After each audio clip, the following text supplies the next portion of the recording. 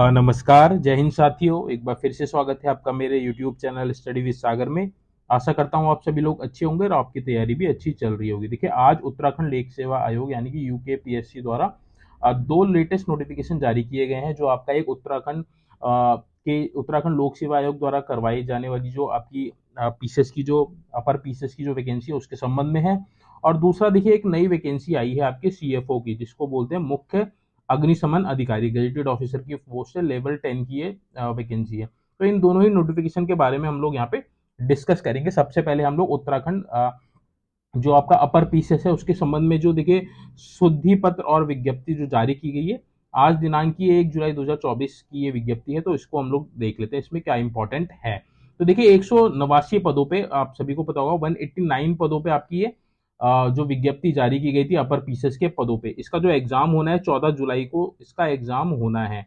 तो देखिए, इसमें हम लोग बात ये भी करेंगे कि 14 जुलाई को आपका एग्जाम होने की क्या संभावना है, उस पर भी हम लोग डिस्कस करेंगे। तो पहले हम लोग इस नोटिफिकेशन के बारे में बात कर लेते हैं। तो देखिए, इस विज्ञप्ति में जो आपके शिक्षा विभाग उप शिक्षा अधिकारी, स्टाफ ऑफिसर, विधि अधिकारी के 58 पद थे। और वित्त विभाग में देखिए राज्य कर अधिकारी के 53 पद थे। अब इस विज्ञप्ति, इन दोनों पदों के विज्ञप्ति में थोड़ा सा चेंज हुआ है। इसमें देखिए, आप सभी को पता होगा कि उत्तराखंड में हाल ही में 4% का आरक्षण दिया गया है कि इनको खिलाड़ियों को, जो जो आपके कुशल खिलाड़ी होते हैं उनको 4% का आरक्षण देने की शुरुआत कर दी गई है। हाल ही में शासन द्वारा एक पत्र जारी किया गया था।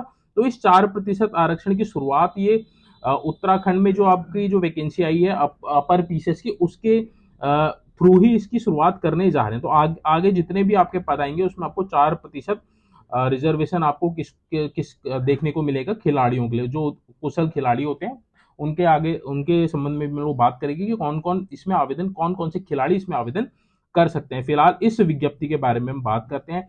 तो देखिए, विज्ञप्ति में यहाँ पे दिया है कि आपका जो उप शिक्षा अधिकारी, स्टाफ ऑफिसर, विधि अधिकारी के जो ये लेवल 10 की ये जॉब थी, इसमें 58 पद थे। अब देखिए, इसमें 2 पद क्या कर दिया कुशल खिलाड़ी के लिए इसमें ऐड कर दिए हैं। अनरिजर्व कैटेगरी यानी जनरल के 1 पद है और अनुसूचित जाति का भी आपका 1 पद है। तो 2 पद इसमें अब रिजर्व कर दिए गए हैं कुशल खिलाड़ियों के लिए। और राज्य कर अधिकारी वित्त विभाग में ये लेवल 7 की जॉब थी, यानी कि 4600 ग्रेड पे की ये जॉब थी, 5400 ग्रेड पे की ये जॉब थी, ये गेजेटेड ऑफिसर की वैकेंसी थी।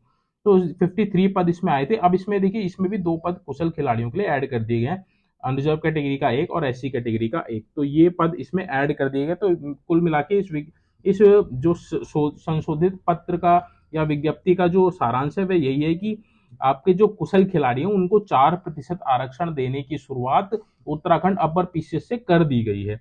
अब देखिए, इसमें कौन कौन बच्चे इसमें आवेदन कर सकते हैं उसके बारे में हम लोग देख लेते हैं। तो जो आपकी लेवल 10 की जो जॉब है उप शिक्षा अधिकारी, स्टाफ ऑफिसर, विधि अधिकारी, तो इसके लिए वही बच्चे इसमें आवेदन कर सकते हैं जिन्होंने ओलंपिक खेलों में पदक जीता हो या फिर प्रतिभाग किया हो, वही इसमें आवेदन कर सकते हैं। तो ये जो लेवल 10 की जॉब है इसमें लगभग लगभग आपको 80 से 90 हजार इनिशियल सैलरी इसमें मिलेगी आपको, जो भी इस बच्चे इसमें एलिजिबल होंगे और जो इसमें चयनित होंगे। तो लेवल 10 के लिए आपको ओलंपिक ही मांगा गया, ओलंपिक में आपने या फिर पदक जीता है या फिर आप केवल आपने अगर प्रतिभाग भी किया है तब भी आप इस पद के लिए आवेदन कर सकते हैं। साथ में देखिए, जो राज्य कर अधिकारी वित्त विभाग में जो लेवल 7 के जो 2 पद हैं उसके सापेक्ष कुशल खिलाड़ी वही इसमें आवेदन पात्र होंगे जिन्होंने देखिए ओलंपिक खेलों में पदक जीता हो या प्रतिभाग किया हो। यानी कि ओलंपिक जिन्होंने खेला है और प्रतिभाग किया है वो दोनों पदों के लिए आवेदन कर सकते हैं।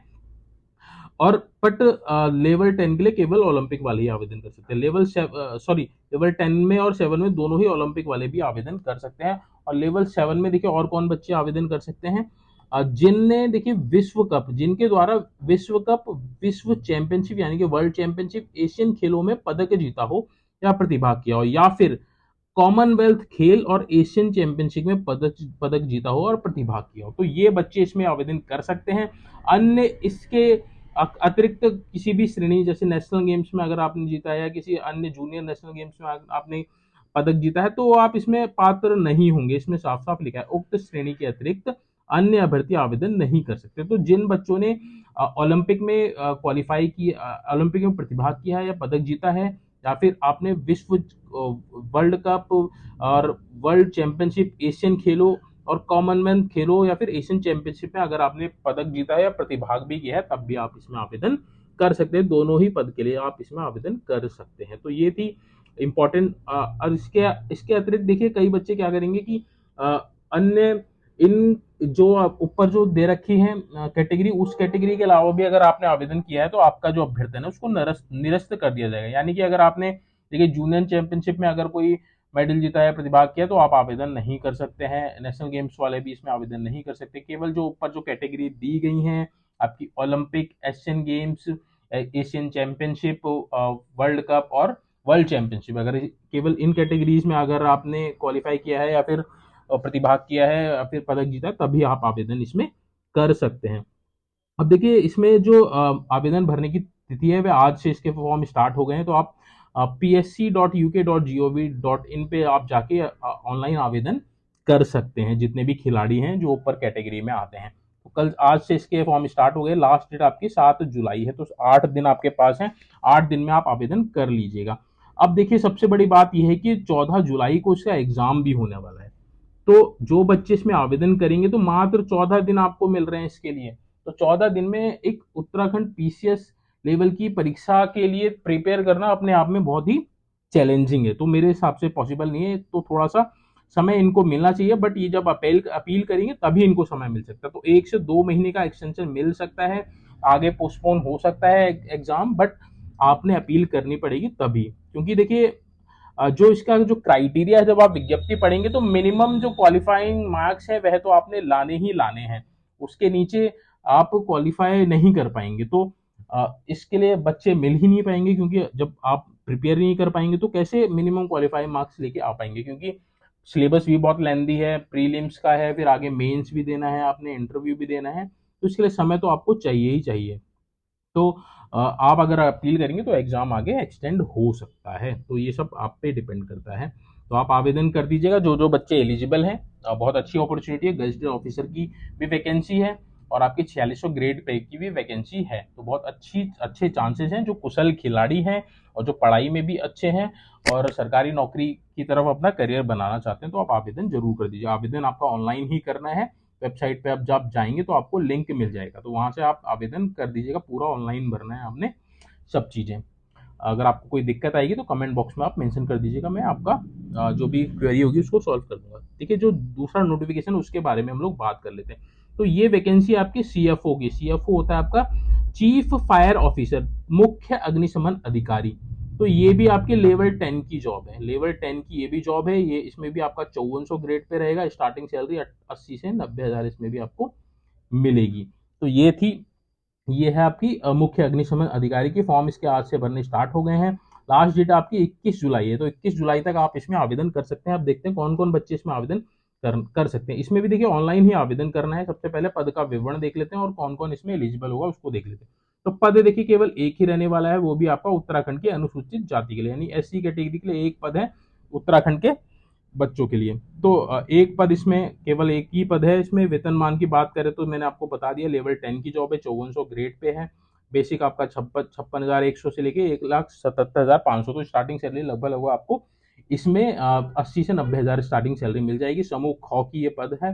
राजपत्र अधिकारी यानी कि गजेटेड ऑफिसर की जॉब है। स्थायी आपका इस जॉब है और अंशदायी पेंशन युक्त है, यानी कि एनपीएस सिस्टम है, ओल्ड पेंशन सिस्टम इसमें नहीं है। अनिवार्य शैक्षिक अर्हता यानी कि एजुकेशन क्वालिफिकेशन की बात करें तो देखिए national fire service college Nagpur से फायर इंजीनियरिंग में 3 वर्ष की उपाधि या सदृश पारिस्थिति की किसी मान्यता प्राप्त संस्था से कोई समकक्ष उपाधि, यानी कि national fire service college Nagpur से अगर आपने फायर इंजीनियरिंग में 3 साल की उपाधि धारण की, या फिर इसके समकक्ष जैसे कि आपने फायर सर्विस में अगर आपने बैचलर इन टेक्नोलॉजी या बीटेक किया है तो भी आप इसमें आवेदन कर सकते हैं। या फिर national fire service college Nagpur से डिविजनल ऑफिसर्स कोर्स या सादृश पारिस्थिति की किसी मान्यता प्राप्त संस्था से समकक्ष पाठ्यक्रम। तो ये इसके लिए एलिजिबल क्वालिफिकेशन है। और जैसे बीएससी वगैरह है ये सब इसमें आवेदन नहीं कर सकते हैं। बीएससी फायर वाले इसमें शायद आवेदन कर सकते हैं, आप इसको देख लीजिएगा अब आप फॉर्म भरेंगे तो। बाकी अधिमान अर्हता है, इसको आपने ज़्यादा कुछ इसमें ध्यान देने वाली बात नहीं है। देखिए अब ये फोर्स वाली जॉब है, यानी कि वर्दी की जॉब है, तो इसमें आपको शारीरिक मापदंड भी क्लियर करना पड़ेगा। शारीरिक मापदंड में देखिए ऊंचाई की बात करें, हाइट की बात करें तो देखिए पुरुषों के लिए 167.7 सेंटीमीटर में आ गई है जनरल और अन्य कैटेगरी के लिए। वही महिलाओं के लिए 152 सेंटीमीटर, महिला भी इसमें आवेदन कर सकते हैं इस पद के लिए। पर्वतीय क्षेत्र के यानी कि जो हिल एरिया से पुरुष हैं 162.6 सेंटीमीटर, महिलाएं 147 सेंटीमीटर वाले इसमें आवेदन कर सकते हैं। सीने की माप केवल पुरुषों के लिए अप्लाई होगा, जिसमें 76.5 बिना फुलाए और 81.5 फुलाने पर आपका सीना होना चाहिए, यानी कि 5 सेंटीमीटर का फुलाव मिनिमम आपको चाहिए ही चाहिए।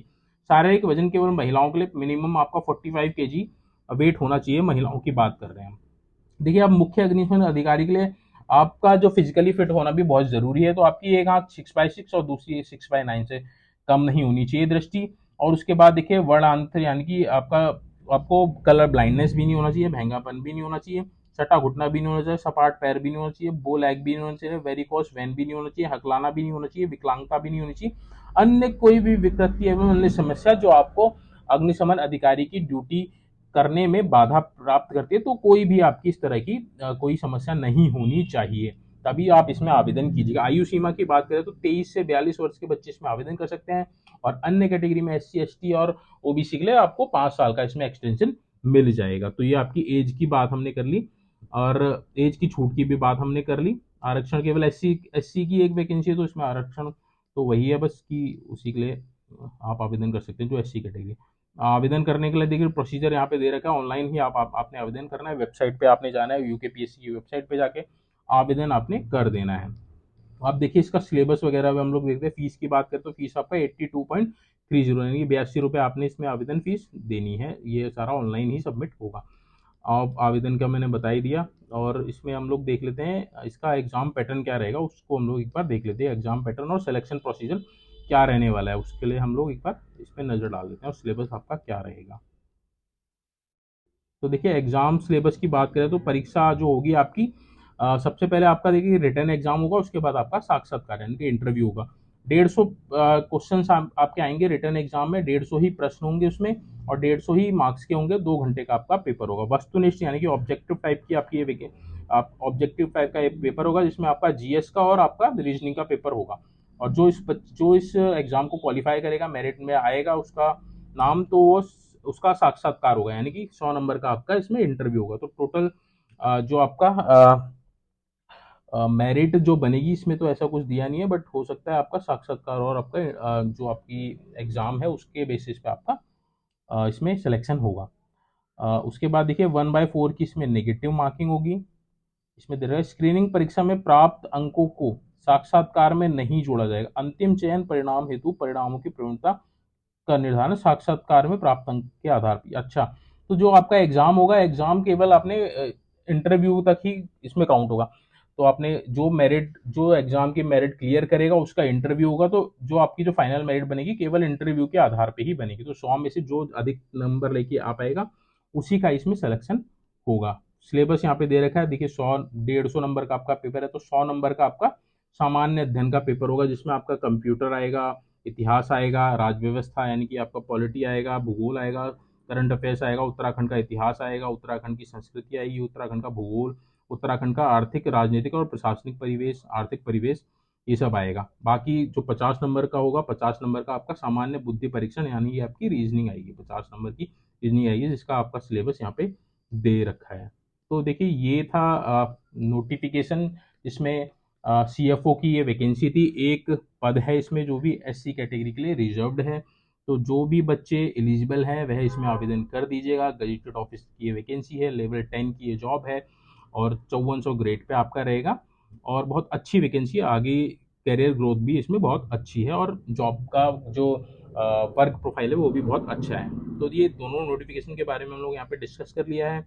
तो होप सो आपको इन्फॉर्मेशन अच्छी लगी होगी। अगर आपको इन्फॉर्मेशन अच्छी लगी तो प्लीज़ वीडियो को लाइक कीजिएगा, चैनल को ज़्यादा से ज़्यादा सब्सक्राइब कीजिएगा, ताकि इंपॉर्टेंट्स अपडेट रिगार्डिंग जॉब्स और जो भी आपको जॉब्स को क्लियर करने में, जॉब्स के लिए जरूरी होंगे, उन सभी चीज़ों पे वीडियो वहाँ पे आपको प्रोवाइड करवाई जाती है।